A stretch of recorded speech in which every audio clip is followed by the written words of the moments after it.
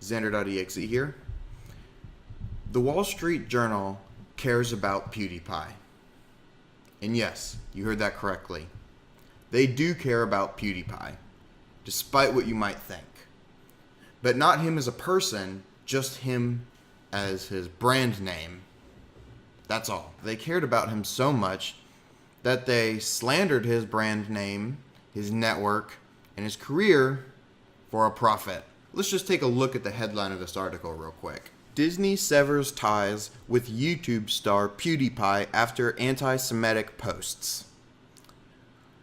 They put two of the largest names in entertainment, which would be Disney and PewDiePie, in a title with a negative undertone by saying severs ties and anti-Semitic posts. That is classic clickbait. But look what else is on the page. $1 for 2 months. And if you scroll down, to read the full story, subscribe or sign in. Something about that seems a little fishy to me. So I did a little digging and got some interesting answers.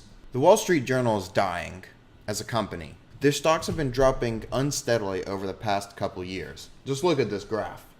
From 2013 up to present day, they've dropped quite a lot. They're under half of what they used to be. Even their online presence and searches are dropping at a pretty steady pace. PewDiePie is slowly and steadily becoming more and more popular than he already is on the internet. So let's just think about that. That kind of makes sense. Why else would you have to pay to see the entire article? And even after you pay, there is 19 advertisements on this page. 19 ads. That is a lot of ads. They're running low on money. So by clickbaiting and slandering the most popular internet personality, they were hoping to get a couple extra bucks. They didn't create this article because they wanted to take PewDiePie down. They created this article because they are on the decline. As you just saw from the stocks and their website layout and their strategies, it's very clear they're starting to pull at anything that can grab some money. If you think about it, this really makes a lot of sense. The consumer's trustworthiness in the mainstream media has been dropping and is at one of the all-time lowest. Especially last election with all the fake news that circulated about each of the candidates, and not to mention the fake news that is currently plaguing the internet. It's no surprise that media companies are starting to feel it, unless they use clickbait titles like this. That's the thing. Look at the stock that came the past 3 months. They were at a relative low, and then boom, around the same time they made that PewDiePie article, their stock rose up again. This is the only way they can stay alive now, is by making fake news articles and slanderous news articles. The Wall Street Journal needed a quick way to boost their name around the internet. And you know what? It worked. Everybody is talking about it. Everybody's making posts, videos, social media, tweets, and all that stuff about it.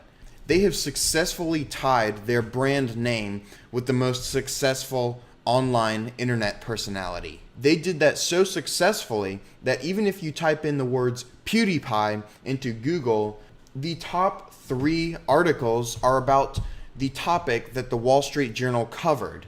They have successfully tied their brand name to the most successful online internet personality.